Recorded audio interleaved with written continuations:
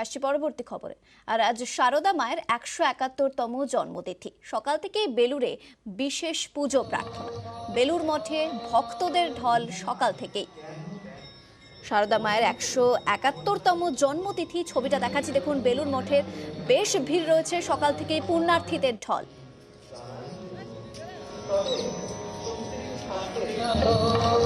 দেখুন প্রচুর মানুষ ভিড় করেছেন সকাল থেকেই, বিশেষ পূজা প্রার্থনা চলছে সকাল থেকেই।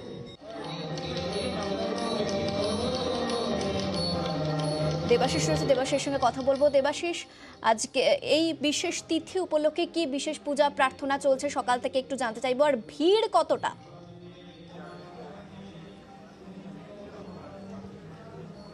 দেখো, অবশ্যই তোমাকে ভিড়ের কথা বলি। সকাল থেকেই বিভিন্ন স্কুল কলেজ এবং যে শিক্ষা প্রতিষ্ঠানগুলি রয়েছে সেই শিক্ষা প্রতিষ্ঠানগুলি থেকে মিছিল করে সেখানে এসেছিল। সেখানে বাদ্যযন্ত্র এবং মা সারদা দেবীর ছবি কাঁধে করে নিয়ে এসে এখানে পুরোটা প্রদক্ষিণ করে বেলুড় মঠ। এবং পাশাপাশি সকাল থেকে যে ভিড় ছিল, যত বেলা বাড়ছে ভিড়ের সংখ্যা ততটাই বাড়ছে।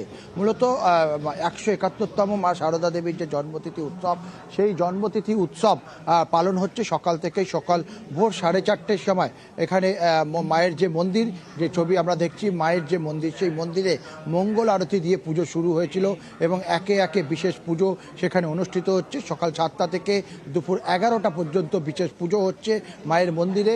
ঠিক তার পাশাপাশি 12টার সময় হবে হোমযজ্ঞ।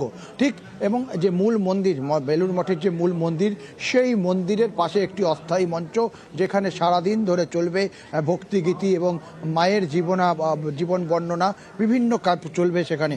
আমাদের সঙ্গে দেখো, সকাল থেকে বিভিন্ন জায়গা থেকে আসা মানুষজন, তারা একেবারে মায়ের মন্দিরের সামনে সেখানে অবস্থান নিয়েছে। তাদের সঙ্গে একটু কথা বলি, তাদের কতটা পাওনা ছিল আজকে অনেকটা দিন পরে সেই মায়ের জন্মদিন। মানে সকাল থেকে কিভাবে কাটাচ্ছেন?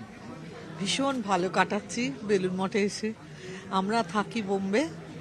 মুম্বাই থেকে সরাসরি, মানে কি পুজোর জন্যই আসা? পুজোর জন্য। একেবারে মন্দিরে পুজোর জন্য মুম্বাই থেকে এসছেন? আগেও এসেছিলেন? আগের বছর জয়রামবাটি গেছিলাম, আর এই বছরে এটা।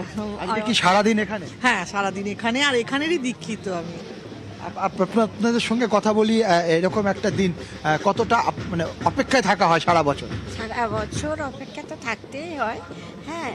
এবং এই দিনটা আসতে পারার জন্য চেষ্টা করি আর কি, যাতে আসতে পারি আর কি এইখানে।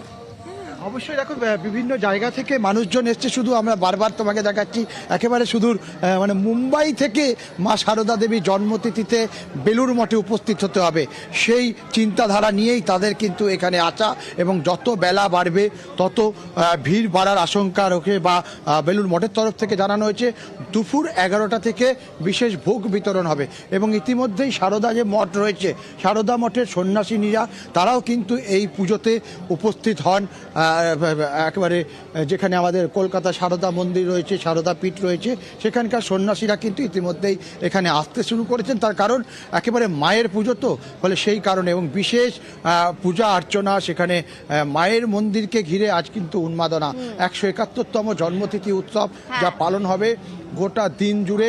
সন্ধ্যা আরতির পর এই উৎসব শেষ হবে। বেশ বেশ, একেবারে দেবাশিস যেমনটা বলছিল যে ১৭১তম জন্মতিথি বলে কথা, এবং বেলুড় মঠ, সেখানে সকাল থেকেই ভিড়, প্রচুর মানুষ এসেছেন, দূর দূরান্ত থেকে মানুষ এসেছেন। কিন্তু শারদা মায়ের বিশেষ পূজার্চনার কথা যখন উঠল, তখন জয়রামবাটির কথা বলতেই হয়।